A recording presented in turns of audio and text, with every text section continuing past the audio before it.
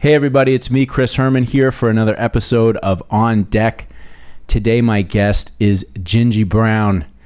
Really enjoyed this conversation. I met Djinji a few years ago. Djinji is the owner of Soul Box, which is a boxing fitness gym here in Miami. Djinji's also a musician. He was the lead singer for a band called Absolution, New York hardcore band back in the late 80s. Also was deeply involved in the hip-hop community in New York. His father was a tremendous jazz player. Djinji's worked as an engineer in studios. I mean, so much to cover in this episode. Really, really great conversation. I know you're going to enjoy this, and I know a lot of my friends are going to get a real sense of joy out of watching this episode. So without further ado, here it is, Mr. Djinji Brown.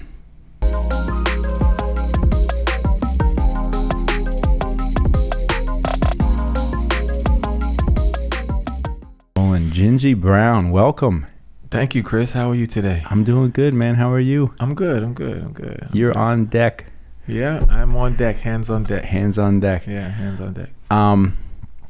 I am first and foremost really appreciative and thankful for you coming and spending time here today. Thank you for the invite. You're welcome. And I'm really looking forward to this conversation. There's a lot that I'm curious to talk to you about. I have an open mind, so. Me too. Feel free. All right. Let's start off with your current primary deal, which, if I say it the right way, hopefully I do, is owner and operator. Yeah. And main trainer, main coach. Yeah. Chief cook and bottle washer of Soul Box in Miami, right? I have a few hats that I wear every day. Sometimes one of the hats falls off my head, but I try to pick it up quick, put it back on. Yeah, I understand that. Yeah, Soul Box Fitness Club opened up in 2013. That wasn't the original name. The original name was Soul Train Boxing and Fitness because I wanted to create a soulful training experience. But about a year into it, I got a cease and desist letter from Soul Train Enterprises. Really? Yeah, also because I was, in my naivete, I was kind of marketing it along with musical analogies and metaphors, and and they were like, bruh, they sent me a whole PDF of Facebook posts, and they were like, you can't mention Don Cornelius, and it was like, yeah, and when you're boxing, everybody's in the sessions like being the Soul Train dancers. They were like, bro. So I had a logo that I really liked. There was a fist with 7 rays coming behind it, and the way I came up with that logo was right before the gym opened up. I took my last vacation. I took a 10-day trip to Rio, and I was on the beach. And I knew I needed a logo. I had this name, Soul Train. I knew I needed a logo. So, in one hand, I had a coconut, and the other hand, I didn't. In my right hand, I had a coconut. I'm walking down the beach, Praia Macumba. I remember it.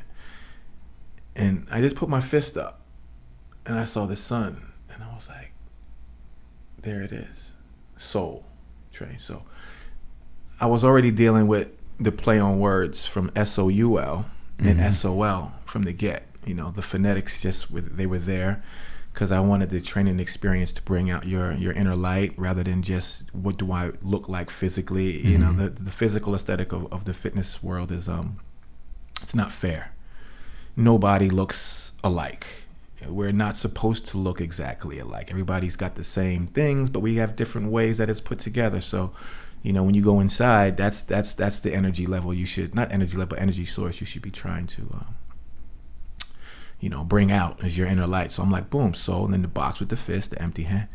So anyway, when I came up with the name Soul Box, it wasn't the most original name, but I looked at the logo and I said, well, what do you see? And it was just 2 things. There was these sun rays and then there was the fist. So I said, I knew I liked soul and I wanted to put box in there. And I said, well, soul, Florida, Sunshine State, soul, inner light, soul. Okay. Latin community, soul, boom.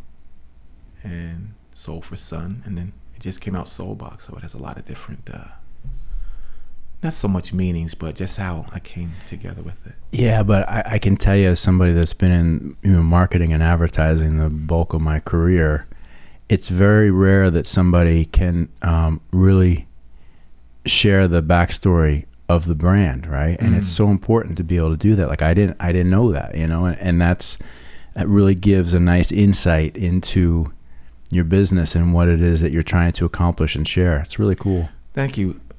I'm not a businessman. I didn't finish I finished high school. I went to college for half a semester and quit. So everything that I've been learning about business, about life, has been on the fly. It's just been doing it. And, this Soul Box experience has been really, it takes everything I have 6 days a week, but, it's what I'm doing. And I'm happy that the city of Miami, the neighborhood, has embraced me, has embraced the gym. People feel safe there. They come there. It's a cool spot. What, a lot of questions for you about this particular piece of your life. When did the love and or commitment to boxing start for you? The love started before the commitment. Mm-hmm. So before the love was the interest and the fascination. You don't really love something or someone until you get a chance to know them or know it. But you can easily be interested or fascinated and drawn to it.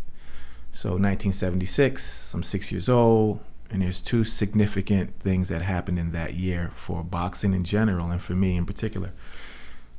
Watching the Summer Olympics with my dad and Sugar Ray Leonard. He was the star of the show. Mm-hmm. He was the star of the boxing team. It was a great boxing team, of which I don't remember all the participants, but Sugar Ray Leonard, he was it, gold medalist. He was probably, after Muhammad Ali, the most engaging boxer to look at. You didn't mind looking at him. Didn't matter. Yeah, he had like a golden light about him. He had it all, as far as marketing was concerned and the sport and the performance. It was like he was the whole package. So 6-year-old boy, I'm like, wow, And then there was Rocky, which came out in 1976. And my mother took me to see that. And I identified with Sugar Ray Leonard in the Olympics, but then we all identified with Rocky in the movie, to the point where I went home and drank raw eggs and threw up, and I tried to do push-ups, right. And I hit my chin on and my mom was like, bro, Try 2 hands on the push-ups first before you do one, right? I couldn't even do that when I was 6. I mean, my little chicken chest just fell completely, but that's where it started. And my mom and dad separated in the mid-70s, and I would spend weekends with him. And so my dad was not into basketball so much, football or baseball, but he loved boxing. He was a jazz musician, and a lot of jazz musicians from his era loved boxing. His interest started in the 30s with Joe Louis.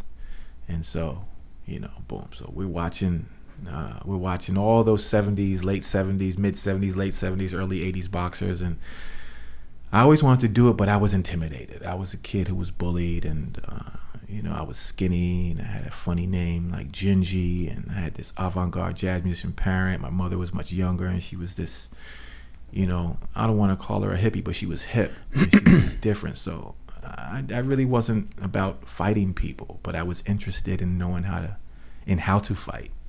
But I was actually as interested as I was in boxing. I was intimidated too. So it took me a while to really jump into it. Right. Yeah. Interesting.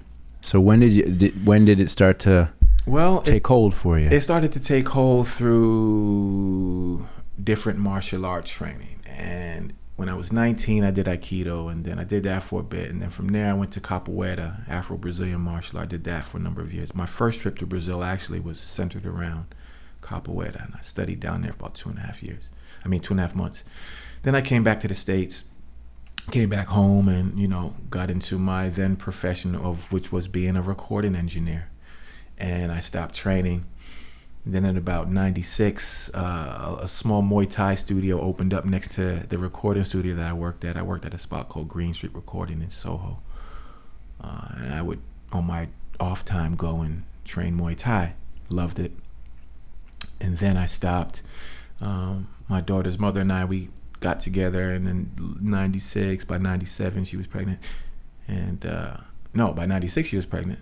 We got together around 95, 96, she was pregnant. And then my daughter was born in January of 97. I didn't start training again until 99, and that was doing Bruce Lee's Jeet Kune Do. So taking it back, again, Sugar Ray Leonard was my first hero, and then there's Rocky, who's on the screen. But then Enter the Dragon. And although that was made in 73, I think I probably first saw it in like 82 on a Saturday afternoon, because in New York we'd watch the Kung Fu Theater on Channel 5. I remember that. And all the Shaw Brothers flicks was on there, and all the stuff that the Wu-Tang got there. Like, we all same age, you know, and it's Saturday afternoon, you watching Kung Fu flicks, then you go into the park, and you start flipping around trying to chop people and kick people, and you just bust your ass all over the playground. Right. And when I saw Bruce Lee, that's when it really like clicked, because especially with Enter the Dragon, because what Bruce Lee did, I mean, his vision was revolutionary. But you know, the cast, it was him, Jim Kelly, and John Saxon. You know, so he had a multiracial cast of these lead men who could fight. Now, Jim Kelly was an actual 7-time karate champion. Jim Kelly was an actual fighter, not an actor. Mm-hmm. Bruce Lee was a martial artist, philosopher, writer, just, you know, a Renaissance man who was an actor. But he actually had his first acting gig when he was like 6. So Bruce was an actor too. John Saxon didn't know shit about martial arts. He learned for the flick. But between watching Bruce Lee take his shirt off and be thin and ripped, and then Jim Kelly with his afro and his headphones on looking real cool, I was like, I'm somewhere in between that. I could identify. You understand what I mean? Yeah. I could identify more with Enter the Dragon in that context, and the music was fly, like Lalo Schifrin, 70s, and it was like, it was funky and it was slick and it was dramatic. You know, you got into it. I could identify more with that than the actual Shaw Brothers flicks. So I always knew I wanted to fight like Bruce Lee a little bit too. Like, who would watch him and not want to do that? Right. You know, you wanted to know how to, like, what is this guy doing? So I found Bruce Lee's Jeet Kune Do at a school called Anderson's Martial Arts. And it was located at the time in Koreatown, like on 5th Avenue in the 30s. I started training there, and we did Filipino martial arts, we did Brazilian Jiu-Jitsu, we did Western boxing, we did Muay Thai, we did a few different fighting systems that occupied different ranges, from long range to medium range to close range. It was a whole philosophy around, you know, self-defense. But what I really loved the most about the program and the curriculum was the hand-to-hand stuff, the Filipino stuff, the knife fighting, the empty hand applications in the boxing. And so in my late 20s, the interest based on that love I had when I was 6 just came full circle. It came full circle, and I was probably I wasn't afraid anymore. You know, as a grown man. I had a little daughter I wanted to protect too. Right. And it just, you know, so I got into it kind of late, but once I got into it, it was just like, then once I moved to Florida in 2004, I was looking for another Jeet Kune Do school, and I did find one, but in its individuality, no two schools are the same. You know, it's not a Target type of thing. And I really missed Anderson's martial arts. So rather than trying to find something similar, which I did initially, I said, you know what? And I found a boxing gym, and once I got into that, it's just little by little, the different martial art practices that I had spent a lot of time cultivating, I stopped doing them, but just put all that sensibility into one. Yeah, and I just thought about Bruce, like, you know, I fear the man who has practiced one kick 10,000 times over the man who has practiced 10,000 kicks once. Right. And it was just like, and then I just looked at boxing like a martial art rather than a sport. And it just opened up a whole new perspective of how to approach it. You know, going from, little, I mean, not similar, the same, but similar in the sense that, you know, my parents separated when I was young, and I was little, and I got picked on too. And, you know, I used to get in fights and get my ass kicked because, you know, I just didn't have that male role model around when I was a kid to show me, here, you know, here's your way. Put up your hands, son. Right. You know, so, I suffered some humiliating defeats as a child, not for lack of desire to win, but just lack of the ability. Lack of the know-how. Yeah, I'm right there with you. And I've still never at this age of my life, you know, actually gone and taught myself some sort of, you know, let's call it physical combat or self-defense training, but I have a high interest in it. My question is, what did it do for you as a young man, and what did it give you for the rest of your life in the sense of a confidence? there's nothing like feeling comfortable in your own skin. And there's a lot of, layers to that statement. I'm a pretty laid back dude in my mind. Other people might think differently, but I didn't want to be scared anymore. Like, I will avoid conflict at all costs. I don't go out looking for it. I don't want it. It's too much to lose. Growing up in New York, again, having to hop on this subway, go here. Anywhere I wanted to go, there was a certain, especially in the 80s and in the 90s, there was a certain element of danger that preceded, that was there, that was after. I mean, just to get to the party was like, shit, I gotta go there. Then you're at the party. Oh man, these dudes are here. That didn't change in hardcore. That didn't change anywhere. It was always like something there. So learning how to defend myself didn't necessarily mean that I was going to be invincible. It just gave me a fighting chance. And that's what everybody wants. You want a fighting chance. It's just like fitness and health. It doesn't mean you're not going to die one day. It just means that when, illness and disease, some form of that physical adversity comes knocking on your door, you have a fighting chance. You have some tools to work with to bounce back up. And everybody finds their own thing. Being a lifetime student of different fighting systems, and I realized that it's something that most people have to find instruction in. It's instinctual to defend yourself, but the science behind it is taught, and it's passed down from generation to generation to generation in different schools of thought: Sifu, senseis, masters, crews, whatever you want to call it, coaches, trainers. It's a certain mindset that has this ability to look at a person and go, okay, this is what you do with your left hand, this is what you do with your right hand, let me show you, this is what you do with your elbow, this is what you do with your knee. Because I was all over the place, and then I had people show me what to do with it. And in each scenario or each martial art that I studied, I was so blessed to have these teachers who just, when you looked at them, you saw the art. You could just see it.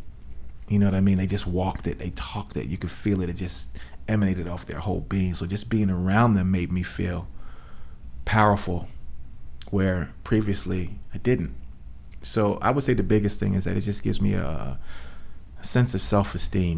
Like, I have to live in this body for as long as, I don't know, but for as long as I'm here, there's certain things that are gonna challenge your peace of mind, and knowing how to de-escalate situations, walk away from them, or if need be, bear down and deal with it.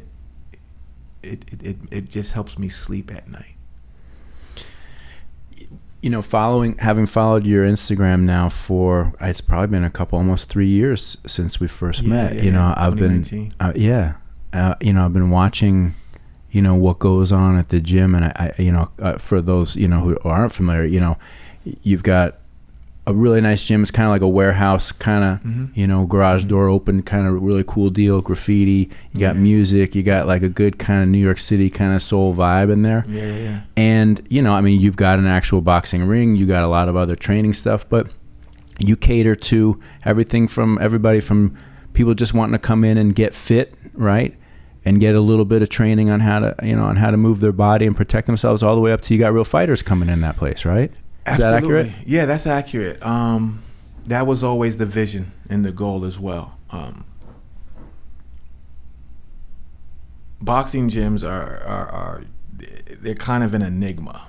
They can be the most intimidating place in the world, or they can be the most welcoming place in the world. So I have a Buddha that I put incense on every morning. I have a Buddha. It's a big wooden Buddha. It sits on the floor. It's at the entrance. People ask me, are you a Buddhist? I say, no, I just, I like peaceful practice. And that kind of like gets away of the intimidation factor. When you get somebody who has never done this before, and their first, thing is, I just want to lose some weight. I'm like, are you ready to work hard? Are you ready to, I was thinking maybe I could become a fighter to get some extra money. There's probably other ways you could get some extra money. But all that being said, we do cater to anybody from the person who just wants to move differently to the person who has, dreams of actually getting into the ring, having their first amateur fight, or their second or their third. And it's a wide range of psychology and a wide range of emotional, just the different characters that I deal with on a daily basis. But I just try to approach everybody from a place of love and respect. And sometimes my little New York City impatient vibe comes across, and it happens, but it's very, very, very, very involving. It's not like anybody just walks into a boxing gym. Even guys who have fought on the street, though, yeah, man, I used to knock people out and boom, boom, boom, boom, boom, I want to come and box. And I said, that's nice, but that's different. Yeah, man, but I'm good with my hand. Like, yo, last week I knocked the dude out. That's cool, but that's not what we're dealing with in here. Right. This is different. Can you discipline yourself to jump the rope for 3 rounds? Can you discipline yourself to learn proper shadow boxing techniques before you go to the heavy bag? If I tell you you're not ready for the hook yet, just keep throwing the jab, will you get mad? If I tell you, don't throw the right hand yet, just keep throwing the jab. If I want you to help me, become a better boxer, well, it's stages and it's steps.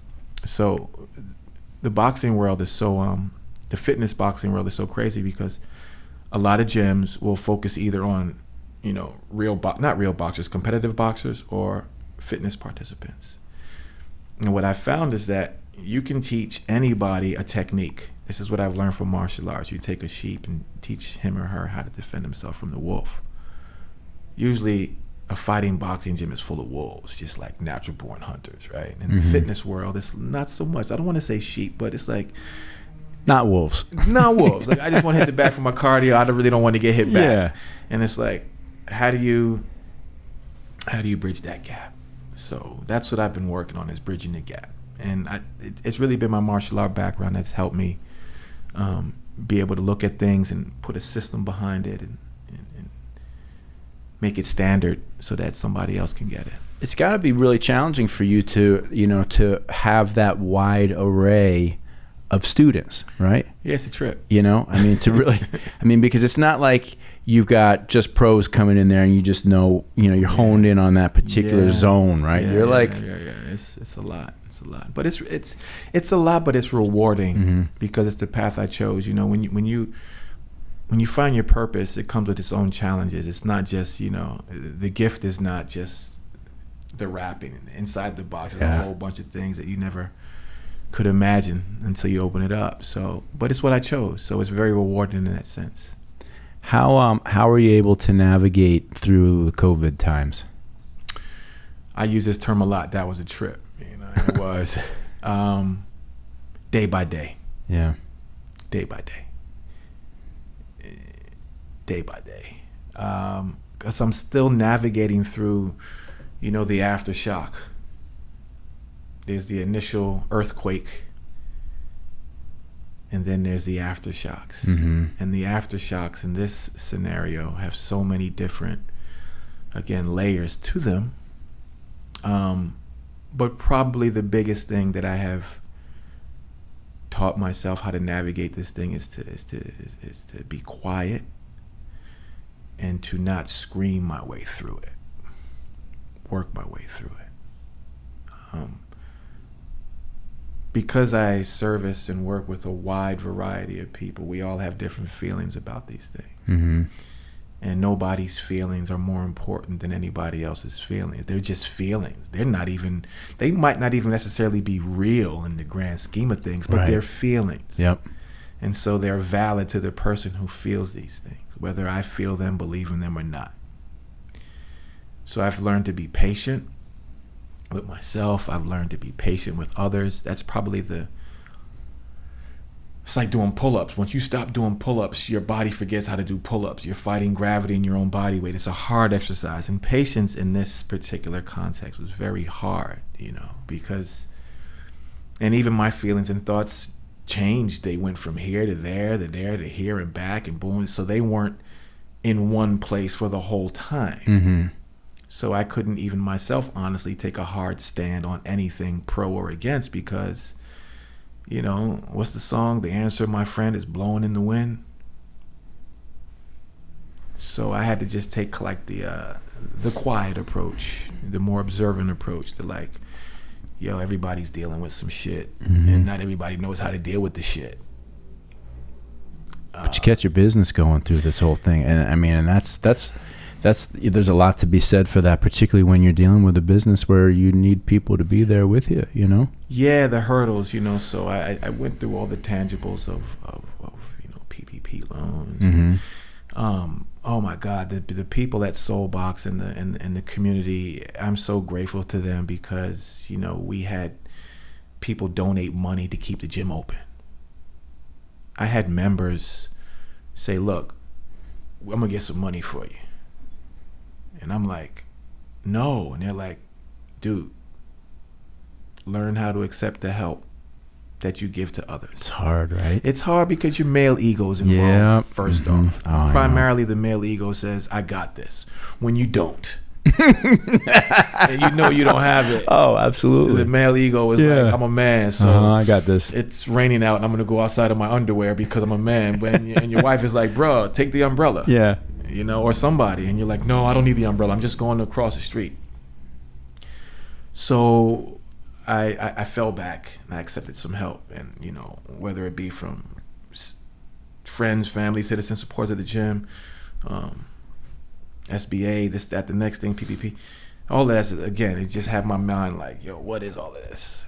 Kept it going. I had people leave in, like most businesses, you just lost so many. You just lost so much revenue in front. You're like, how do I recover? Mm-hmm. And you just don't know. It's just like having a traumatic accident. It's like breaking your leg or something. And you're a runner or a basketball player, just someone who likes to walk. And your knee gets smashed. And the doctor says it's going to take 6 months, 7 months, 8 months. And you're like, from the day of the trauma, if you start thinking about all the shit you're going to go through to get to 6 months, you'll lose your mind. So you just got to take it day by day. That's so true. You got to take it day by day. So yeah, we're still open, and I'm very happy about that. It's not easy, but if it was easy, it wouldn't be worth it. That's what they say. You know, I've found, you know, with this business, I've coming up on 16 years. It'll be. Oh wow. And I've been, you know, well, we're in one, but I mean, collectively, we've been through what I would call two traumatic events. One was the economic downturn of 2008, 2009. Yeah, I remember that. Which was really tough for us, but you know, we got real small and held on, and a lot of nights sleep. We weren't here, but you know, a lot of nights sleeping on the couch and just grinding through it. Yeah. And you get through those things, and you realize, you know, I think you probably agree, those real difficult, challenging situations that you don't know that you're going to make it through. When you make it through, you're like, it just gives you like an extra sense of like, yeah, I got this, you know? Yeah. So we're going, you know, this has been a tough couple years, you know, for everybody. It's affected the car business in a weird way because there's no microchips, so dealers don't have cars. Yeah. You know, we faced some setbacks in the last year, but we're still plowing through. We'll get through it, but yeah. It's a day-by-day deal. Human beings are incredible. I mean, we're crazy, we're complicated, but we're built to survive. Like, you know, and those that have a mindset that really locks into that, you're like, I'm going to survive until the day I don't wake up. And you don't always know how. That's where the anxiety lives. You're trying to figure out how it's going to happen. Right. But just like the belief in yourself and the belief in whatever you choose to believe in says, well, you know, boom, just wake up. Just show up. Just be present. Sometimes you figure shit on the fly. Not everything is a plan, but you do have to plan. You do have to have, like, you know, a theme, a map. But sometimes you have to improvise too, and you got to give yourself that freedom to say, "Oh shit, I need to do this now," like on the fly. I love that philosophy. You know, I'm definitely a person that I like and I need that structure, right? So I define my own structure or work with people to define the structure. You know, but then once the structure is set, you need that flexibility within the structure to improvise and roll with it, you know? I mean, you have guitars all around. Yes. It has a fretboard. It has pickups. It has 6 strings. It has notes. And that's what you see tangibly. That's the structure of it. Yep. Some have preamps in them, some don't. But then you get the person behind it who has taken the time to learn the physical structure of it, how to hold it, then learn the sonic structure of the notes, the scales, the chords, and then says, okay, I'm going to do this with it over the years. And, you know, what's the engineer's name again? Gregory. Yeah. He talked about Pat Metheny. So I mean, you know what I mean? There it is. Or Jaco Pastorius, or again, Sugar Ray Leonard. Boxing has a structure to it. But the fighters that really touch us in our heart, that like make physical violence look like music. You know, they know how to improvise on the fly. They know how to dig deep, take the structure and blur the lines. But you better believe that structure is there. Like, we need it. But if you stay too stringent to the structure, when it's time to, you know, bend, you break. And if you don't have the structure, when it's time to bear down into your foundation, you don't have it, and you're all over the place and you lose your mind. So I took these philosophies and these concepts and these daily practices of greeting people, talking to people. Sometimes I wasn't in the mood. I'm a moody dude. But I've learned how to, you know, deal with my own mood swings, because my business depends on it. Right. It depends on it. Like, the success of my business. And I got great members. Sometimes they'll come in, the gym is slow, they'll see me, and coach is on some, and leave him alone, he'll be all right. And then I come back, coach, you cool? Yeah, I'm good. And you know, they know me, they love me. Right. You know, I give them space. Sometimes I'll see somebody coming, I can tell just by the way they walk, oh shit. Oh yeah, I see it here today. So I'm like, whoa. Yeah. Okay. So and so's not a good day. It's not a good day, but they're here. Right.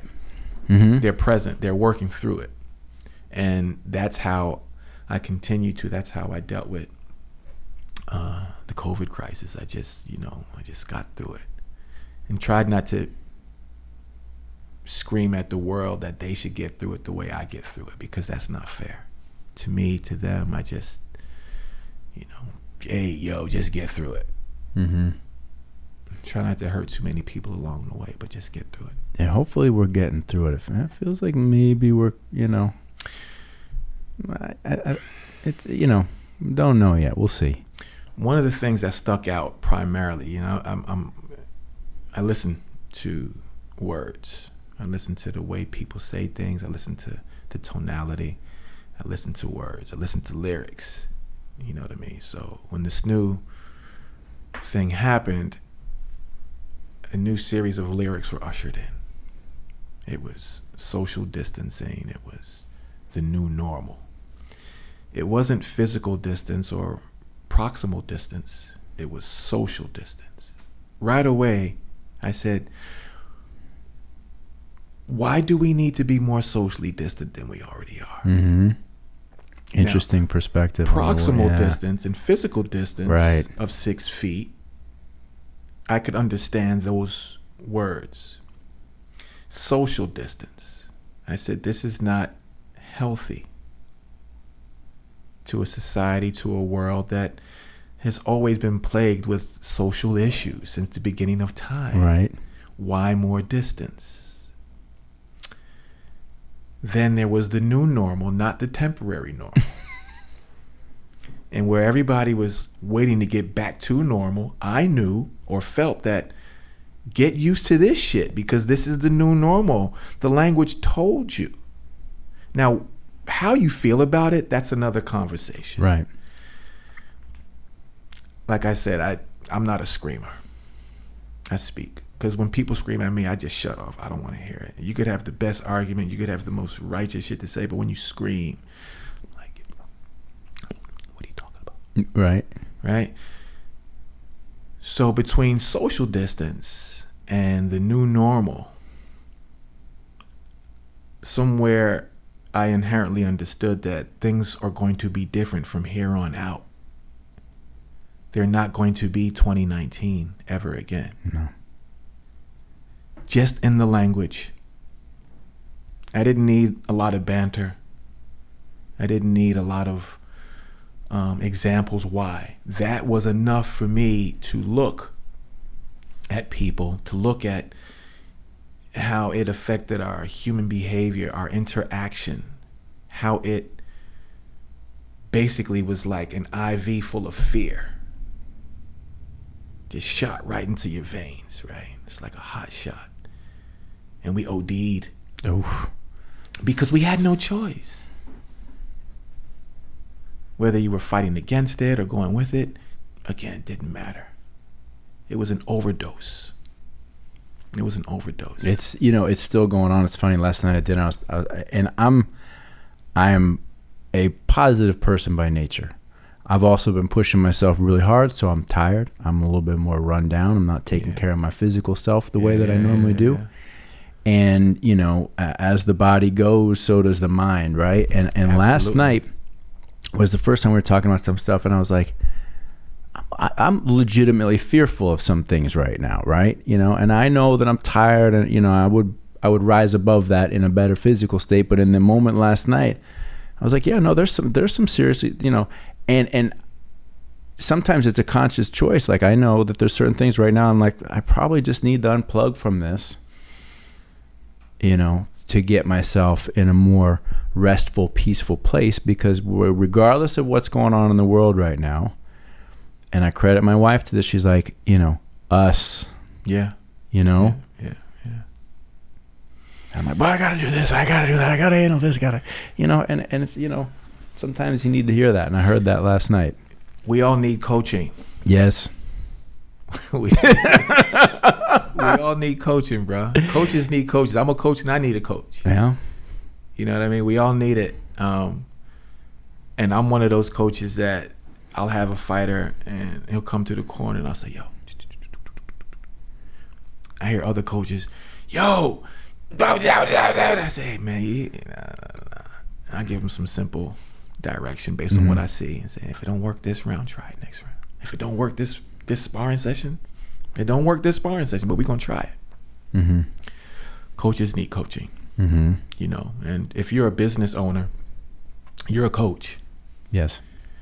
If you run your own business, you're a coach. If you're a parent, you're a coach. If you're a husband, if you're a wife, you're coaching each other. The ability to listen to each other, because if you just listen to yourself, you'll go crazy. Oh yeah. real quick. Without a doubt. 0 to 60, just batshit nuts. Yeah. You know, and especially, like, I don't even think it has anything to do with intelligence, because everybody wants to be right. You know, everybody wants to wake up and be like, I did the right thing, I'm right. But you know, when you wake up and you realize that you could have done something different or better, or that, you know what, I was actually wrong. I'll get another opportunity to right it, but shit, I was wrong. It takes weight off your shoulder. It does, you know, and I think I'm pretty good at that. I also know when I resist it, you know, you don't want to, but man, it's sometimes just the simple saying, you know what, I fucked that up, I'm sorry, I'm wrong, you know? That's it. If we could all be 10% better at that, the world would be a significantly better place. It would. But I don't expect it to be on a global level. So what I know I can manage is my own, like your wife said. It's just to be that in your own world and with the people who you know you can reach and touch. And, you know, social media is an incredible tool. There's a man who I was following for about 7 years who recently passed away. I never met him in person, but I felt like I knew him. I want to say rest in peace to Austin C. Johnson III. He was a motorcycle enthusiast for years, an MCMF, motorcycle motherfucker. Right? He started riding in 1967. Him and his friend George Bennett, and they had a 55-year relationship based on being friends, being from Brooklyn and riding motorcycles. George moved out to San Francisco in 1970, and in 1971, Austin Johnson rode a panhead chopper by himself across the country to see his friend. Real life Easy Rider shit, but with two black American men. This brother rode across the country, right? Austin passed away, and I really, really felt like I lost a friend. I never met him, never shook his hand in person, but we interacted, and it was so sincere. He shared his story, his love for motorcycles, his friends, biker history, his family. He shared his love every day. He prayed for people. He shared himself every day on social media. 76-year-old man. It was like he was a millennial who knew how to write. He just told his story. Right. And he connected with people. Now that he's not here in the physical, that's the legacy he has left. I want to be something similar so that when people look at my pages, my social media page, it's not so much about how many followers I have, but like, what legacy am I leaving? It's not about the legacy. It's about the feeling. What feeling do you get? Do you feel like, that's just me. And I don't know why I brought this man up, but he's been heavy on my mind and heart. I don't know him in person, but I miss him.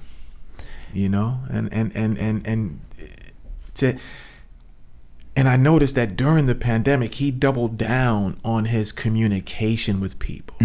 He answered every direct message. He was retired. He had the time, but no, he made a choice to do that. Yeah. He could have just sat around and got mad, but his posts were always about, peace, love, and respect, and praying for people's health, and all of his friends, and his family. It was just like he chose to speak a very strong message, but quietly and consistently, where everybody else was, Austin's bike was loud. His voice was strong. I only heard him speak a few times, but his voice was very but the dude just seemed to be like one of the most kind people you'd ever want to come across in a culture of tough guys. He was just the coolest motherfucker ever. I was like, yo. And a big connection for you. Yeah, it just resonated, that type of energy, like how to navigate through a world of everybody's fighting for space, everybody's fighting for look at me, and he's just like, I'm just telling my story, just being real. He's just telling his story, sharing it, because if he doesn't, who is gonna? How social media has obviously played a large part in your business, right? I mean, how much has it, have you been able to attract people into your world via social media? I have. I absolutely have. Whether it's, bringing people there through the digital domain or actually through the doors. I don't pre-program my content. I like to just capture moments. Even social media engagement has changed over the years, where before it was more picture based and now it's become more video based. And especially in the fitness world, it's like instructions or how to do things. My feeling is that, to use boxing as a reference, because that's what I do, I can show you a lot online, but you're not going to feel it. I can show you some things, but having a trainer, having a teacher, someone there to shift your body in a slightly different angle, put his or her hands on you to just get that tactical, visceral experience behind it. It's like being in school and you don't understand something, and your teacher comes over to you and spends 20, 30 seconds or a minute, leans over your desk and helps you understand the problem. So I've chosen not to be the page with the most instructional content. Right. And you can see that. Sometimes every once in a while I put some stuff out there. Yeah, you've got some, it's mixed in, but your page like gives a window into your world, That's right? That's what I want to do. And it gives a window that I think is it's definitely inviting, It's not intimidating, even though you could probably go in there and get close to getting your ass kicked at some point in time. It's probably not said the best way, but Yeah. it's like you got this realm of like people coming in, first timers getting into it, but there's a heart in there of the more real thing that I can get pretty close to it. Yeah, no, I think you said it. You articulated it. I like to give a window. A window. I had a young man once come through and say, "Yeah, I want to box because." He had a long explanation, to which I listened to all of it. And he says, and I also want to know what it's like to get punched in the face. I think I need to feel it. I said, well, brother, let me tell you this. Don't ever walk into any boxing gym and tell someone you want to know what it's like to get punched in the face, because, we can make that happen right now. It's the easiest shit in the world to do. Just say you want to learn how to defend yourself, Bob Weepin. So you just want to learn how to box, because that's inevitably going to happen if you step into the ring. Someone's going to punch you straight in the mouthpiece. But I said, don't walk into, it's like walking into a gun range saying, I want to learn how to shoot because I want to feel like it's to get shot. Like, are you the instructor's going to look at you like, I think you need some psychological counseling. You don't need to come here. but he meant well. He just didn't, understand. Like, nah, that's not. But let me show you how to throw a jab. Right. It's a lot more than meets the eye. Another cool thing about your gym is the musical component. Like you've got music going. Like it's a vibe. And so this is my crude segue into the music topic, which I'm really excited to talk to you about. Cool. But yeah, I mean, you're creating a vibe there musically as well too. Absolutely. At the heart of everything I do is music. It's rhythm. It's the history that I come from. I wouldn't be here if it wasn't for music, because I met you through a man that I met doing music, John Joseph. That's right. Everything for me goes back to that. It does. My father, Marion Brown, rest in peace, was a jazz musician. My parents met in the late '60s in Paris. He was one of those dudes back then. He was one of the top, cats. To talk about him as a whole other conversation. I'd love to get there though. I spent the whole morning listening to his music. I miss him every day, but I'm glad that I had him for the time. I have him forever, but I'm glad that I had him when I did physically. I worked as a record. Well, I mean, you asked me some questions because I could just go off on tangents. What do you want to know? All right, so let's start with Absolution and New York hardcore. Okay. Because I'm pretty damn sure I saw you at CBGB's when I was in high school. That's probably true. I got into hardcore in 85, 86, but it wasn't hardcore right away. It was punk, and before it was punk, it was new wave, and before it was new wave, it was freestyle. So it was a whole pathway to it. I just didn't go from hip hop to hardcore directly, which is what a lot of people think. No, it was a thing. And my good friend, longtime friend Sergio Vega, who's played with Quicksand and the Deftones, that was my man. And we'd ride the subway from the Bronx down to the village, and it was just like this black kid and this Puerto Rican kid. He had the magenta mohawk, torn up clothes, Crash UK, and all this shit on him. I was a little bit more laid back, but his was like boom. He was just out there with it. Were you friends before hardcore, or did you meet as a? No, we were friends before. I actually met him first when I was 12, and then we got reintroduced to each other through just being in the same neighborhood, through graffiti. He was an incredible artist, visual artist. His mother is an artist. His father is an artist. Sergio's such a talented man and one of the most sweet souls I've ever met. I've never met him, but he seems like a sweet, gentle guy. He is, and he's very, about who he is, unapologetically. But again, he's not a screamer. And I took a lot of inspiration from him. So I remember he starts going to Danceteria in 86, and he's like, yo, Djinji, you got to come check out this spot. It's like 4 floors of whatever you want. It's hip hop, it's punk, it's new wave. And it's just like, my mom won't let me go. I'm 16, and he's like, you got to find a way to go. But I followed him downtown, and first you stop in the West Village and 8th Street and stuff, and you see the punks and all of that. And then there's the punk rock style you can buy, and then there's the punk rock style that you have to live. And at first you do a little bit of both, right? You got to buy the leather jacket, you got to buy the studs, you got to buy the creepers, you got to buy all this shit. And then after a while you're like, I don't want that. Then you take the trip down 8th Street and you're going east. And the further east you go, the more dangerous, the more exciting it gets. Goosebumps and shit. And then you get to the Bowery and Astor Place, and then the Bowery, and then you're like, now you're in the East Village. And it's like, wow. And you get the Sounds Records and so on and so on. And it's like, now we got to go down to 2nd Avenue. And then you're like, okay. And then you got to go to 1st Avenue. And then you get to Tompkins Square Park. And then you walk down St. Mark's Place, Avenue A in Tompkins Square Park. And it's just like, what is this? It's amazing. You never seen it. At the time, the entrance to Tompkins Square Park on St. Mark's Place and Avenue A, it was just like you just walked into the punk rock world, into the hardcore world, and it was very intimidating.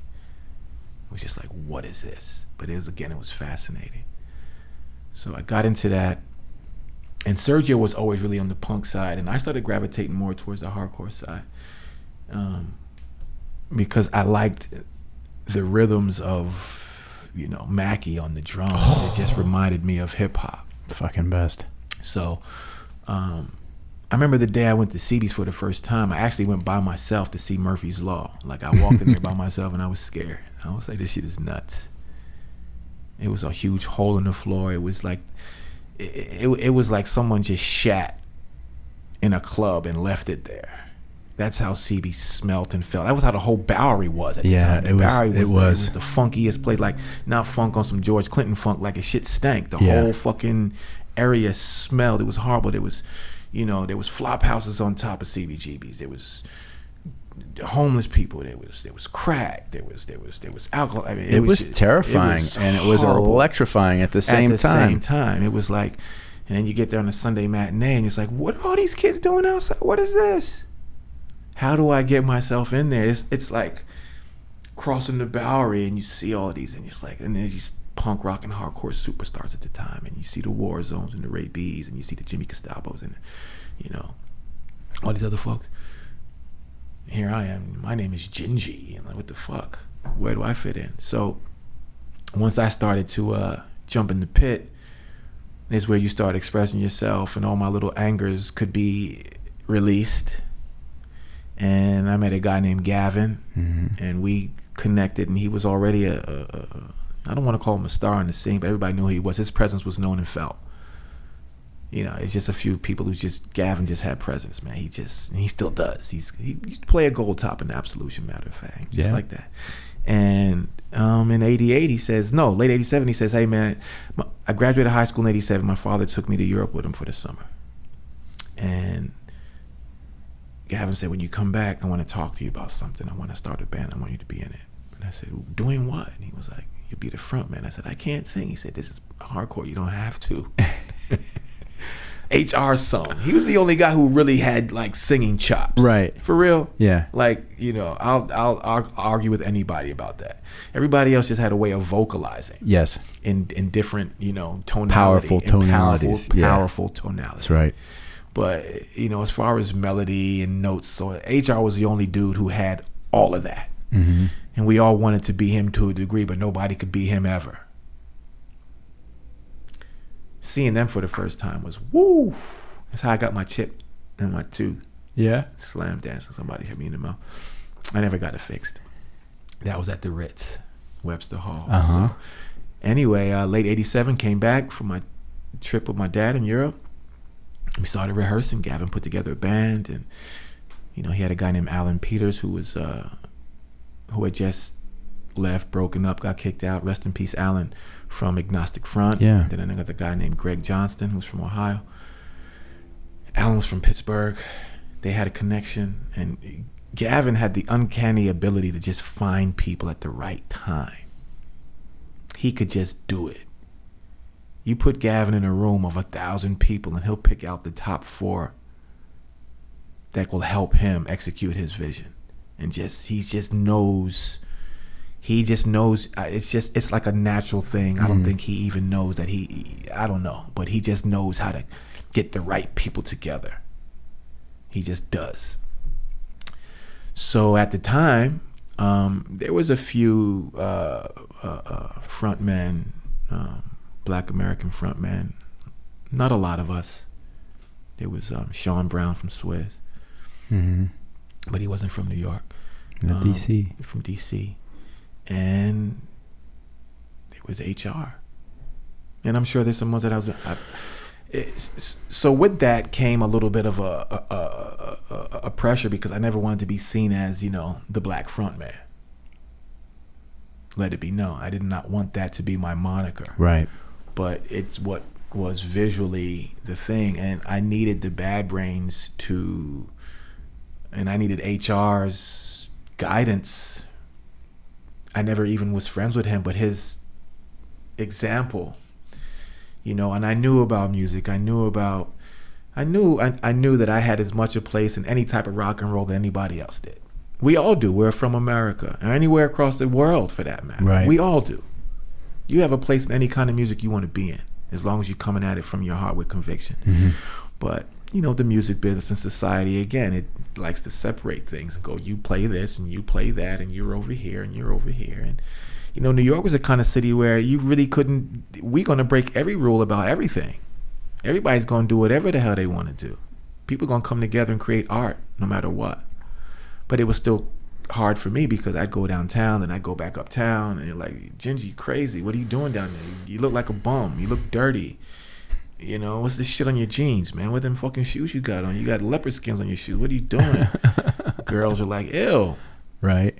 You know, I had to go downtown to get some acceptance. But funny enough, doing that, people in my neighborhood were like, yo, Djinji just does his own thing. He's not doing what everybody else is doing. So Absolution, we did what we did and we had a great time. 87 to 89, then we broke up. And then shortly after that,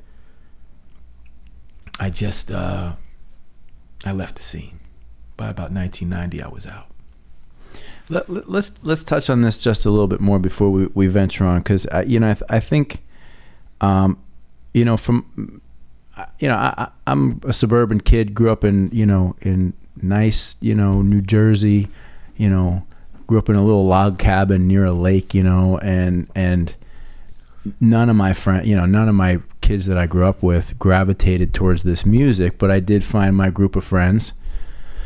And probably a little bit later, I think we really didn't start venturing into the city until about 88, 89, 90, around then. So, that whole first wave of New York hardcore kind of already happened. Now we were kind of in the second wave. So Agnostic Front and, all that stuff happened. It already happened. Yeah. We kind of came in a little bit more during the Youth Crew time, Youth of Today and Bowl and stuff like that, right? Yeah, I remember clearly. But, the experience for me was really the same in the sense that, I wasn't an outcast growing up, but I kind of kept to myself and probably had my own insecurities and just kind of finding my way. But there was something about getting on the train, taking the path into the city, and getting out. I think it was 8th Street or 9th Street, Yeah, 8th Street. Yeah. Getting pizza at Ben by Frank, what was it, Ben by Frank's? And there was a record store right there too. But that whole experience of venturing in, right? And just like you said, heading down, getting closer to the Bowery and, sweatshirt pulled up, sort of trying to act tough. We're probably a little scared at the same time. Yeah. And then you get to you see this big line at a Sunday matinee at CB's and you're like, holy shit. Yeah. Right? Yeah. And then getting inside and just the sort of that air of, I don't want to say there was an air of physical violence, but there was a tremendous amount of strong masculine energy that, could be fearful. Well, it was like the UK punk group, GBH. There was always grievance, great bodily harm that could happen. And always. To push yourself into that. I mean, I'm 16, little, and then to push yourself into the pit because, you hear all these stories, but there was something for me about the heaviness, the energy, the power of the music, man. It really, I was thinking that as I was driving in today, there was something about, for me, punk rock, but particularly hardcore. And it's not to say my dad wasn't around, my parents separated, he was in my life. But there was something about being in this environment that was the first environment where I was around a lot of men, expressing something that built something inside of me at that stage in my life. You just, it was a lot of us young men, a lot of us teenagers, adolescents. I think in the same way that, well, okay, let me settle down this train of thought so I can get concise with it. Most punk and hardcore kids in their home life, in their own neighborhoods, they were an outcast to some degree. So we found a place to fit in where everybody was an outcast to some degree, and that gave us comfort. Mm-hmm.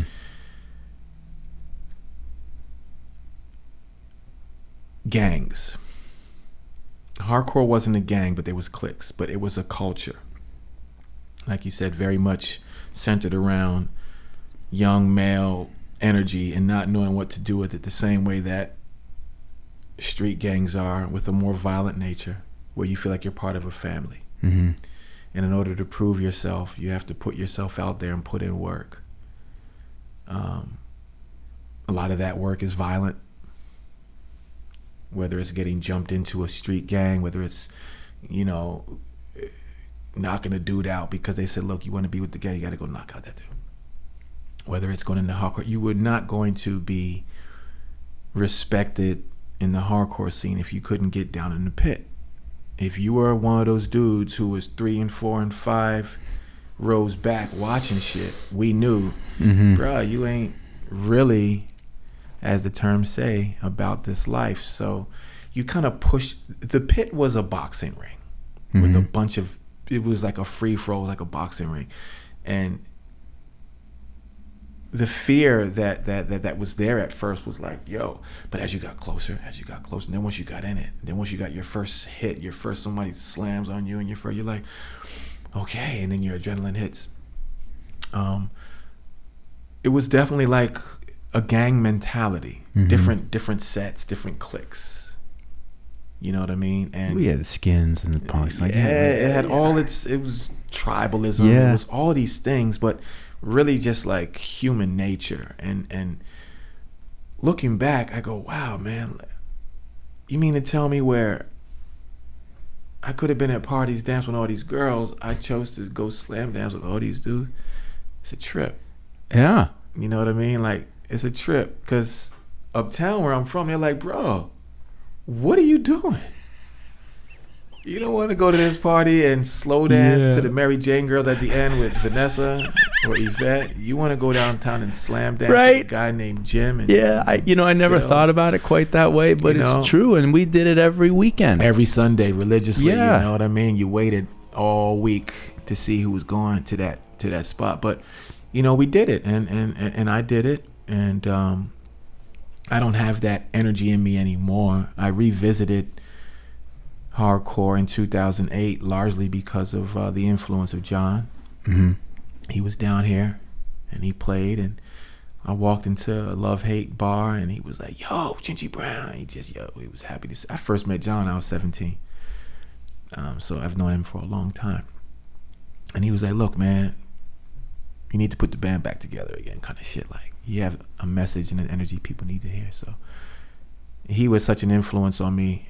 When I was younger, I took heed, and he said, let me do this. I was already had my hand in this style of music, that style of music. So getting back into hardcore was a challenge. And I did it for about another 4 years, longer than the first time out. But what I realized was that the group, I only ever was in one group. I wasn't in the hardcore scene long enough to be in multiple groups. I was in one group. I did one thing. That was Absolution. I didn't do anything else. I left and I came back, and it was just for Absolution. It wasn't even for the whole scene, to be honest with you. It was for Gavin. It was for the music. It was for Sergio. For us. I didn't realize that you guys even got back together. We did, from 2008, and we had a few gigs from 2008 to 2012. And Sergio was playing bass? He played bass on the first gig in 2008 at the Knitting Factory. Okay. Shortly afterwards, he got the call to go to the Deftones. Right. Their bass player had tragically passed away, and they already knew about Serge, and Serge went and got down with the Deftones for a number of years and toured with them. And then we recorded some songs. We wrote a couple new ones and re-recorded the older ones. But yeah, it's been 10 years. I was listening to your first, to the EP on the way in, because it's been a little bit and I wanted to listen to it again. And the one thing that really struck me about it, and I realize now that it kind of always resonated with me way back when I first heard you guys, I don't want to say that there was like a model for New York hardcore style, but it was, if you look at Agnostic Front, if you look at, the Cro-Mags were a little bit different, but there was typically this, like, this fast, slow progression, right? And you had certain chord progressions that there was like a tonality to it, right? And when I was listening to Absolution on the way in today, there's something about Gavin's guitar playing that's got like almost like a little bit of a jazzy dissonance to it, right? Like he's not just running bar chords, repetitive bar chords, right? Yeah. So there's like this sort of angular jazzy dissonance that shows up in it that I never thought about it until this morning as I was driving in, and then I'm listening to your vocals and I'm like, And there's sort of like this real sort of free form style to how you were doing your thing. So I'm wondering how much some of that came from your upbringing with your dad. I think a lot of it did, but not consciously. Right. Because the last thing I wanted to do was be a jazz musician at the time. Because it wasn't the music of my generation, number one. But number two, my dad was so good at it. I did not want to compete with him in his world. Like, bro, that's your bag. Right. I'm not going to... Now, in retrospect, I wish I had studied the language so that I could have applied that musicianship to anything I wanted to. Right. So, what the Bad Brains did, they were like jazz fusion. They were jazz fusion guys, yeah. From the 70s. So, they're growing up listening to Mahavishnu Orchestra and Herbie Hancock and Weather Report. Mm-hmm. And they took all of that. So, when you hear those runs, that's what Gary's doing. It's jazz fusion. That's why they can play at that tempo so tight. Right. Without missing a beat. In HR, you're hearing the church. A lot of people don't talk about it enough. When I would listen to HR, I'd hear gospel cries and gospel screams. I would hear the blues. You know, I know what it feels like before I know what it sounds like. So when I would go back and listen to older Absolution stuff, I said, yeah, you were. And I was on tour with my dad, you know, and so yeah, there was a free form vocal approach that I didn't even want, but that just came out naturally. I wanted to be like, you know, HR and John. Right. Those are the guys I wanted to be like. And you hear that in a lot of guys from that. Like even if you listen to like Ray from Youth of Today, he had that rah, rah, you know, they were so influential. Like you couldn't get away from it. You know? Unless you chose to, and I didn't choose to get away from it. But Gavin's songwriting was just really different. And here's a guy who didn't go to academic music school. He knew music. He knew his notes. He knew the structure. Mm-hmm. But it's not like he had a degree in, you know, jazz guitar. Not at all. He had a degree in Gavinness. Yeah, it was but like he had a really cool, brutal heaviness to his playing. Yeah, but that was also... Yeah. And I'm like, I mean, because he typically played stage left, didn't he? I seem to recall that because I remember being I remember being like right up front, and he was there and stage left. Bass player usually stage right. Yeah. But it's funny. A friend of mine who we used to go to shows with, he named his son Gavin. I'm pretty sure after Gavin. No, I mean like. I can't. I mean, when we talk, we text each other. We always finish with "I love you, bro. I love you." It's not just like, you know, hey, dude. Right. You know, Gavin's one of he's been through it all, and you know, like I said earlier, he's had the ability to choose the right people at the right time. With his physical culture collective, the Diamond Heart Muay Thai gym, he has the right coaches. Like Gavin just knows how to align himself with himself, so that when he needs to align himself with people, he's aligning himself with people that are aligned with themselves. You know, it's just what he does. It's a cool way of saying it. Yeah. I think having been able to have a window into that world for a short period of time, I mean, that like the music of that time period affected me in every way, shape or form. And to see how, you know, so many of the bands, you know, see John still doing it, you know, to see Agnostic Front's going out on another tour this summer, you know, like to see these guys 30 and 40 years later, still Sick of It All, still touring, you know, like Quicksand's back at it, you know. Now Quicksand wasn't of that era, but they rose out of that era. They came from that era. Yeah, absolutely. And absolutely one of my favorite bands that ever came out of that, you know. But like to see all the guys still doing it, I get such a sense of like, that's just fucking cool. No, it's beautiful. Yeah. You know, it's beautiful. I think Sick of It All is probably the most prolific in the sense that they never stopped. They're like the AC/DC of hardcore. They absolutely are. You know, they just like, you guys gonna stop? They're like, no, we're going to. They're not stopping. They're like not ever going to quit. Right. The day they quit, is something wrong with the world. Still like, in great shape. Still playing. You know, and they still love it. everybody's story is a little bit different. Mine's got gaps. I go from here, there, the next place. But, when I go to these different places and I revisit them, I welcome people. They welcome me back like I never left. It's that makes me feel really good, because even though I was only in the hardcore scene for a short amount of time,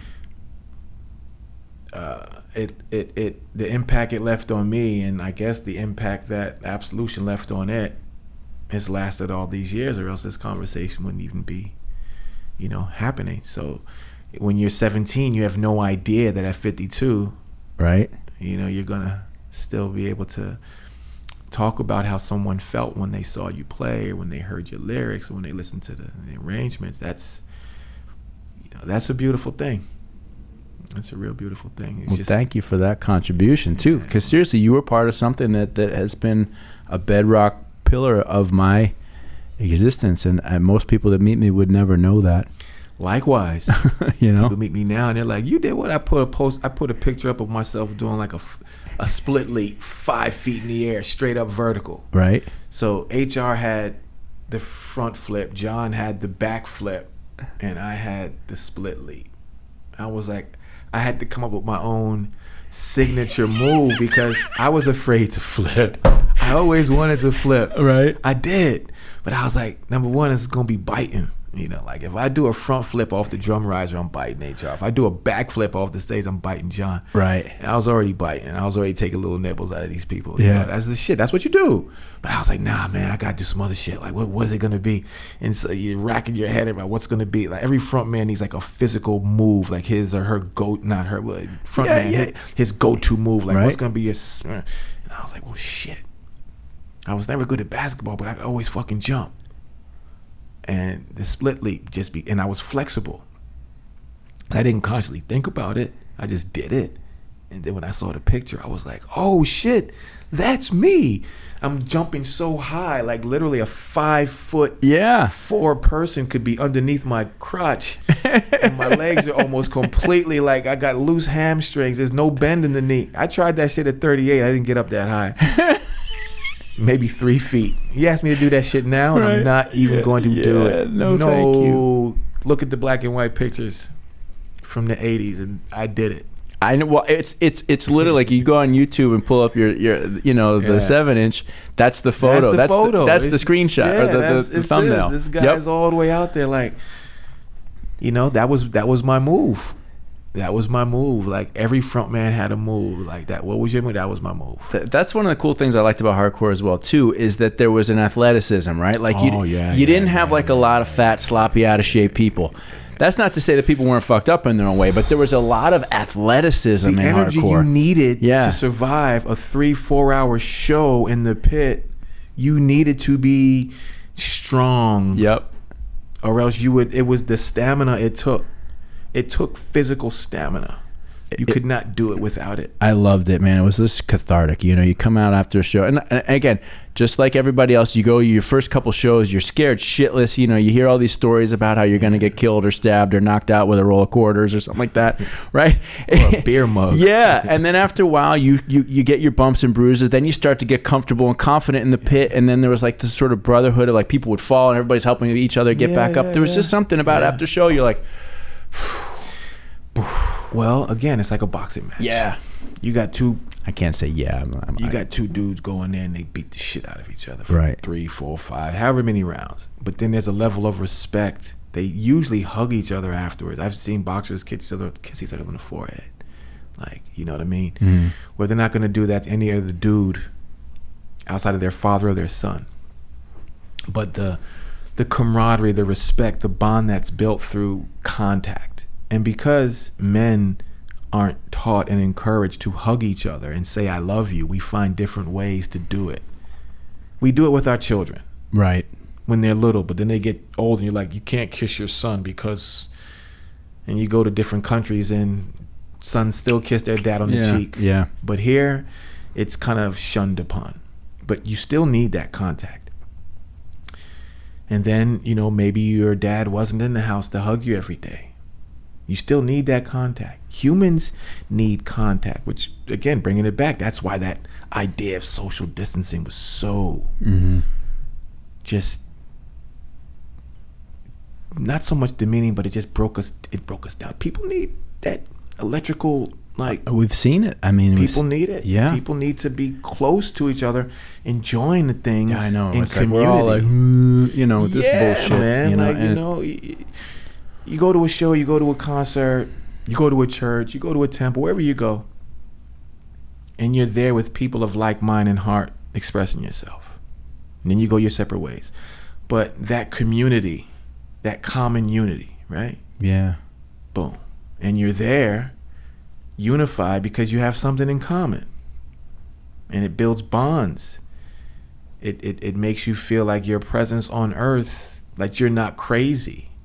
Makes you feel like, okay, I'm going to be all right. I'm going to get through the next work week. I'm going to get through the next, I get paid every 2 weeks and I'm broke the week after. I'll be okay. When you have that common unity, when you have that place that people can come, or places that people can come together. When you don't have that, and the only way that you can communicate is through a device, it does something to the psyche, it does something to the emotional health of mankind. Mm-hmm. It is a tool that we should, you know, continue to use to communicate. We were texting until we got here, but the goal was to get here. Right. To sit here. To have this discourse. The goal wasn't just to keep it there. There's been a lot of people like, you know, because, you know, this is just something, I've been doing this for a year and we're just, you know, still figuring out what we're doing with it. You know, and people say, well, you could, you know, it'd be easier for you to get more guests, you know, if you did it like online or you did it via Zoom. And I'm like, I don't want to. Like, you know, the whole thing is about sitting across from another human being. It's important. And interacting and just seeing where the conversation goes. It's needed. Yeah. It's important. I remember in the recording studio in the 90s, I worked with the great hip hop producer, Pete Rock. I was his assistant engineer on his first album. And I was an engineer I got into engineering because of hardcore, because of Jerry Williams, because of the Bad Brains Roar cassette, because of his work with the Cro-Mags. Like, everything goes back to music. Everything goes back to music. So I remember you're in the studio, the days of Ampex 456, you know, or 499, 2-inch magnetic tape, 24-track machine, put it on, tails out, boom, reel it. Okay, who's the guest vocalist today? Such and such. Oh, they're coming to the studio.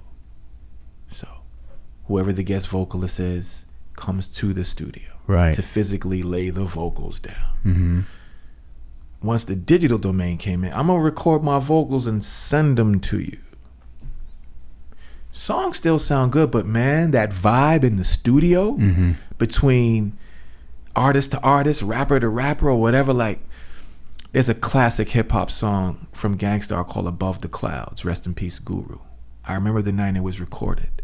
And it's with Inspector Deck from the Wu-Tang and Guru, produced by DJ Premier. I was in the A room, the engineer for Inspector Deck's first album, a couple songs. He booked out 3 or 4 days at D&D Studio. I used to work there. And we're in one room. DJ Premier and Guru and Gangstar, they had Studio B. That was Primo's room. So anytime Primo booked the spot, that was his room. 99% of the time. So it's a February night, 1998. It's cold. But man, it was more weed up in fucking D&D than there was in the fields of Jamaica. It was burning. The pool room is hot. People are playing pool. They're gambling back there. It's a classic night at D&D. And I'm mixing or record whatever I'm doing in one room. And Inspector Deck says, yo, Brown, I'm going to bounce over to the B room and lay some vocals with Preem and I'll be back and keep working on my shit. So I'm setting levels. Whatever I'm doing, I'm still doing my job. Right. But I'm like, I'm going to go to the bathroom. So you know how it is a sound lock in a studio, right? There's a sound lock and you can't actually really hear anything that's going on in this studio unless someone opens the door and you get a little... Yo, when I tell you that the whole hallway, motherfuckers was lined up listening to this shit. And it was a classic song. And what I'm saying is, like, Inspector Deck physically going into the room with Guru and Premier to roll up however many blunts. Yeah, what we gonna rap about? Just flow. And it's a classic song. You don't get that through sending files. Mm-hmm. Well, you might, but you don't get those memories.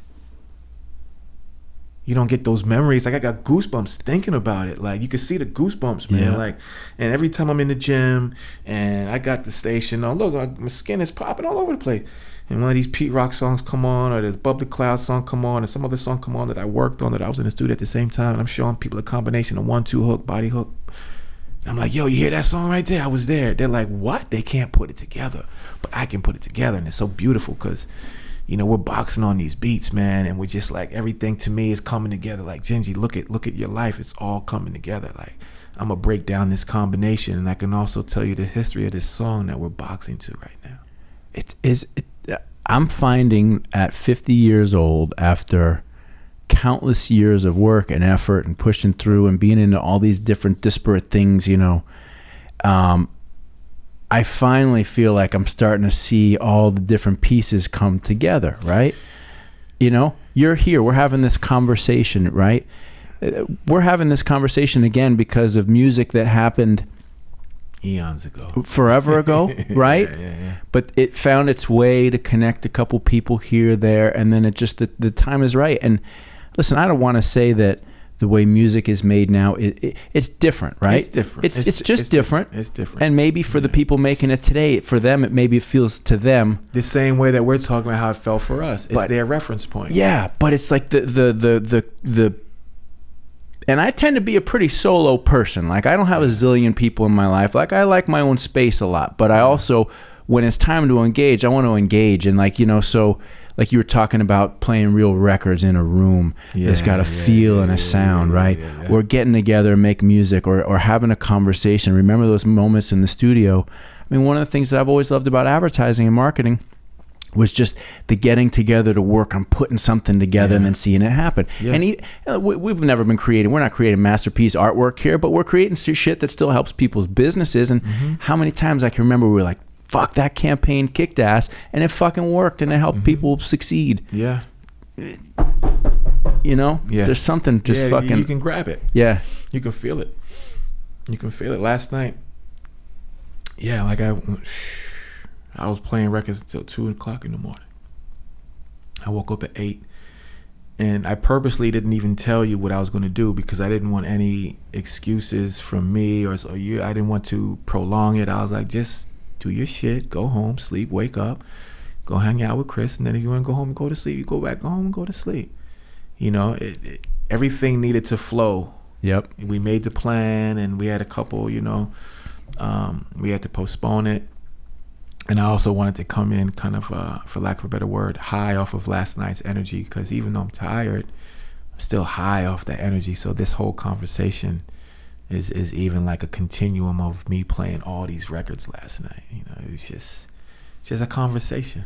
It's funny, you know, this morning I got up, you know, I'm a bit of a procrastinator. I like to kind of wait till the last minute on everything, because for me, like, the pressure and the energy of the last minute is what drives me a lot of times. So I get that. I was like, you know, I'd done a little homework on you on just some other areas, like, you know, some of the other music you've done. I knew your dad, you know, was a jazz sax player of prominence, but I didn't know enough. So this morning I'm like, okay, you know, let's jump in. And I woke up kind of feeling a little bit like, oh, I'm a little tired. I don't feel like as fresh as I should be, you know, because I'm really looking forward to this conversation. And, you know, and going back and reading some more stuff about you, listening to some of the tracks that are online of your stuff, kind of, I don't want to say it the wrong way, but kind of cool, loungy, vibey stuff, which I was like, ooh, this is really good. I was digging. So it was like, it's helped start putting me in the mood. And then I looked up your dad, and the first video I saw was this 1967 black and white square video, you know, and it's him in New York City. Yeah, that is beautiful. Oh, man. Fuck, dude. That's Marion at the peak of his powers, I'd say. He was 36. It was made by an NYU student, and he's walking through New York, through the Lower East Side. It, like, you know, I grew up in New Jersey. There's something, and I'm sure you'll agree, this sort of artistic, beautiful, black and white representation of New York City with jazz as the background music is...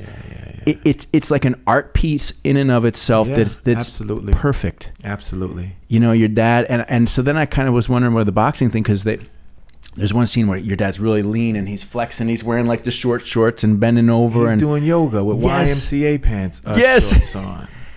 that set my whole morning right. Yeah, you know, he was doing yoga. He's doing a stretch. I don't know the term for the stretch, but he's stretching. Yeah. And I started listening to his music this morning, you know, for the first time, and I was like, oh, it's fucking, it's fantastic, you know. Yeah, man. Marion had a, and it's out there. He had a tone. So when he first came onto the scene, it was during what they call the free jazz avant-garde era. And it you know, some people called it the anti-jazz, like people called punk rock anti-rock. You know, it was just different. Mm-hmm. It strayed away from basic chord structures and rhythmic patterns, and it just said, you know, play free. But regardless if you're in the swing era, the bebop era, the post-bop era, or the free jazz era, from my experience being around jazz musicians, the most important thing a musician could express, acquire, or have in his lifetime or her lifetime was their own tone. A tone that said, this is who I am. Mm-hmm. Miles has a tone. Yep. Charlie Parker had a tone. Charles Mingus had a tone. Thelonious Monk had a tone. John Coltrane had a tone. Art Blakey had a tone. Didn't matter the instrument. You brought your own human feel to it. Now, mm-hmm. with reed instruments and brass instruments, your tone is built by a number of different things. It's how you breathe. It's your vocal texture through an instrument. It's the strength of your embouchure on the reed. It's so many different things. The last thing you wanted to do was sound like the next person. Right. And so you had different eras where everybody wanted to sound like Charlie Parker, but then Jackie McLean finds his own way, and then Jackie has his tone. And then you had certain periods where everybody wanted to sound like, you know, Ben Webster, and then here comes a Sonny Rollins and finds his tone on the tenor saxophone. And then you had times when everybody wanted to sound like Coltrane, and you know, who sounds like Coltrane? Nobody. Miles Davis, probably one of the most amazing musicians of the last 100 years, because he was able to go through so many different aspects of his tone, mm-hmm. from bebop to this, and they made a whole style called modal after him. You know what I mean? He's just, man, boom. Anyway, Marion had a tone, and in the free jazz avant-garde era, a lot of the music was out there because, again, it didn't follow, you know, rhythmic or set chord structure. But certain songs that Marion had, like on the album Why Not, La Sorella is one of my favorite tunes, because he always would establish a melody. That's the one I was on the way in, and I made sure that I looked at my phone to make sure I knew the name. La Sorella is beautiful. Yes. I listen to it frequently because he would establish a melodic theme, a tone, mm-hmm. not a tone, a melodic theme. And then from there, he could go out, but he always knew where the theme was, so he would come back. And when he passed away, I started doing a lot of reading about him, and some writer coined Marion the romantic rebel, because in an era of screamers, he had a gentle tone. I talked to you earlier about people screaming, mm-hmm. and how I'm good. Marion's gentle tone, even when he was out there, it was like he was a cool dude. He was laid back.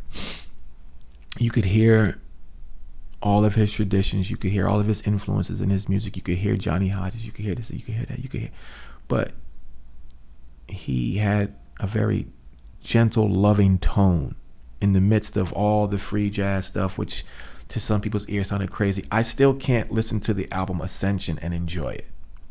That's the piece that he is on with Coltrane. It's this Coltrane album where he just went completely out, like they said. It was one of the reasons why Elvin left,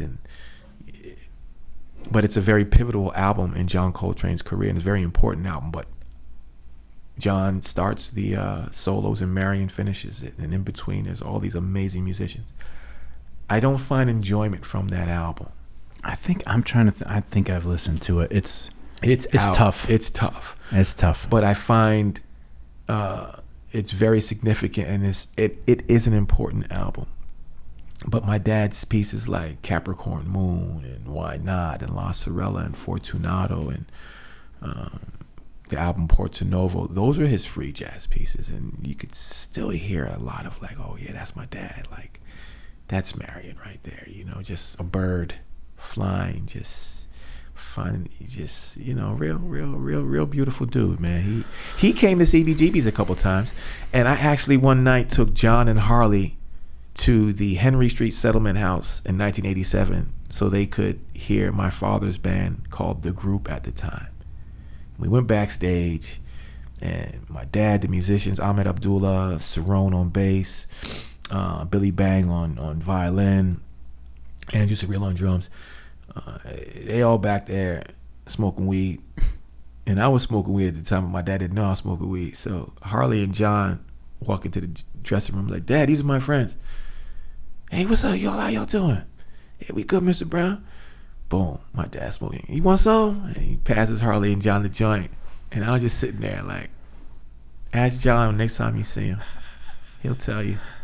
I took him there to see my dad play. I mean, you know, in my mind, knowing enough of both of them, I'm curious to hear, like, what was their response to the music? Well, they loved it. Look, especially Harley, like, not especially, they both loved it. I think, you know, John loved interacting with my dad, and he loved the music, but, you know, Harley, the bass player, really connected with the musicality of it. You know what I mean? I would say that now. The experience of, oh man, we got a chance to smoke a joint with Djinji's dad, that was across the board. Like, I'm sitting there like, damn, I want some, but I don't want my dad to know I smoke weed. Yeah. No, I'm good. It took a few years for me to open up that thing, but they both loved it, and for different reasons, but for the same reason. Mm-hmm. You know, it was dope. Really, really great experience. They loved it. I took my dad to CBGB's. I have a picture of it. He came twice, once by himself and once with trumpet player Leo Smith, one of his oldest friends. Leo Smith, Wadada Leo Smith is still alive. He's 81 years old. And they sat there and they watched us jump up around and shit. And I said, Dad, what'd you think? He said, well, yeah. I said, what does that mean? He was like, well, did you like the music? He said, well, it sounded like diatonic noise, but, you know, yeah. I had a band in college, and we were like, you know, this was like after hardcore. So it was like, we had a little bit of Rage Against the Machine. We had a little bit of Helmet thrown in there. We had a little bit of Chili Peppers, and we were just doing our thing. And my dad came out to visit. You know, my dad was a rock and roll guy, big Springsteen guy. My dad loved Springsteen, right? My dad was fucking great, you know. And he came, and I remember I took him to this club this bar we were playing at, and he sat there and he had his drinks all night and he took notes. And at the end of the night, I remember he was like, all right, or maybe it was the next day over breakfast. He was like, let's go over the set. And I was like, all right. He's like, this one was really good. This one I really liked. This one the crowd really liked. This one, what the fuck was that? And I remember it was like a real dissonant kind of Helmet noise fest. He's like, what the fuck is this? That was terrible.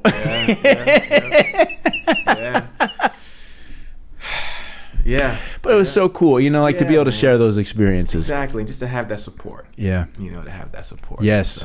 It's priceless. Priceless. Dude, great talking to you, man. Yeah, man, likewise. That was fantastic. Yeah, that was fun. Feels like a natural break, natural place to take a little bit of pause. We've covered a lot. I think so. Yeah. Whew. Well, hey, man, enjoy your Sunday, and thank you for having me up. Djinji, thank you for coming. It's been a pleasure. Yeah, likewise. Maybe real quick, give everybody a little place to where can everybody find you for our massive viewer base here? Well, I am on Instagram.